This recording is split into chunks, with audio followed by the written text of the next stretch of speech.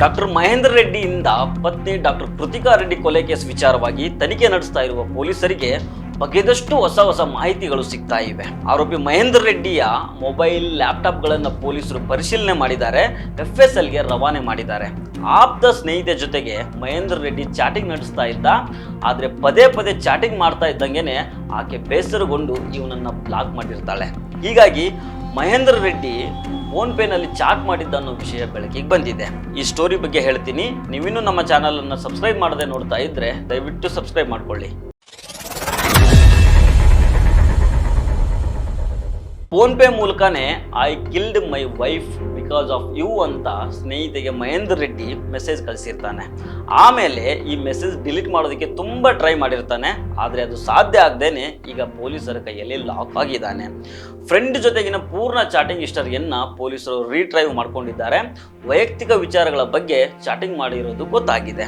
ಈ ಪ್ರಕರಣದ ಸಂಬಂಧ ಯುವತಿಯನ್ನು ಕರೆಸಿ ಈಗಾಗಲೇ ವಿಚಾರಣೆಯನ್ನು ಪೊಲೀಸರು ಮಾಡಿದ್ದಾರೆ. ಡಾಕ್ಟರ್ ಕೃತಿಕಾ ರೆಡ್ಡಿಗಿದ್ದ ಆರೋಗ್ಯ ಸಮಸ್ಯೆಯಿಂದ ಡಾಕ್ಟರ್ ಮಹೇಂದ್ರ ರೆಡ್ಡಿ ಬೇಸತ್ತು ಹೋಗಿರ್ತಾನೆ. ತನಗೆ ವೈಯಕ್ತಿಕ ಜೀವನ ಇಲ್ಲ ಅಂತ ಕೋಪಗೊಂಡಿರ್ತಾನೆ. ಹೀಗಂತ ವಿಚ್ಛೇದನ ಪಡೆದ್ರೆ ತನಗೆ ಏನೂ ಸಿಗಲ್ಲ ಅನ್ನೋದು ಆರೋಪಿ ಮಹೇಂದ್ರ ರೆಡ್ಡಿಗೆ ಗೊತ್ತಿರುತ್ತೆ. ಹೀಗಾಗಿ ಹೆಂಡತಿಯ ಆರೋಗ್ಯ ಸಮಸ್ಯೆಯನ್ನೇ ಬಂಡವಾಳ ಮಾಡಿಕೊಂಡು ಕೊಲೆ ಮಾಡಿ ಅದನ್ನು ಸಹಜ ಸಾವು ಅನ್ನೋ ರೀತಿ ಬಿಂಬಿಸೋದಕ್ಕೆ ಯೋಜನೆಯನ್ನು ಸಿದ್ಧ ಮಾಡ್ಕೊಂಡಿರ್ತಾನೆ. ಇದರ ಭಾಗವಾಗಿಯೇ ಡಾಕ್ಟರ್ ಕೃತಿಕಾ ರೆಡ್ಡಿಗೆ ಅನಸ್ತೇಶಿಯಾ ಕೊಟ್ಟಿರ್ತಾನೆ. ಆಕೆಯ ದೇಹದ ತೂಕಕ್ಕೆ ಕೇವಲ 7ರಿಂದ 8 ml ಅನಸ್ತೇಶಿಯಾ ಕೊಡಬಹುದಾಗಿತ್ತು. ಇದು ಗೊತ್ತಿದ್ರೂ ಆ ದಿನ ಇವನು ಮಹೇಂದ್ರ ರೆಡ್ಡಿ 15 ml ಅನಸ್ತೇಶಿಯಾ ಕೊಟ್ಟಿರ್ತಾನೆ ಅನ್ನೋದು ತನಿಖೆ ವೇಳೆ ಗೊತ್ತಾಗಿದೆ. ಹೀಗಾಗಿ ಆರೋಪಿ ಮಹೇಂದ್ರ ರೆಡ್ಡಿಯನ್ನ ಪೊಲೀಸರು ಅರೆಸ್ಟ್ ಮಾಡಿದ್ರು. ಬಳಿಕ ಆತನಿಗೆ ಒಬ್ಬ ಸ್ನೇಹಿತೆಯೂ ಇರೋದು ತನಿಖೆ ವೇಳೆ ಬೆಳಕಿಗೆ ಬಂದಿತ್ತು.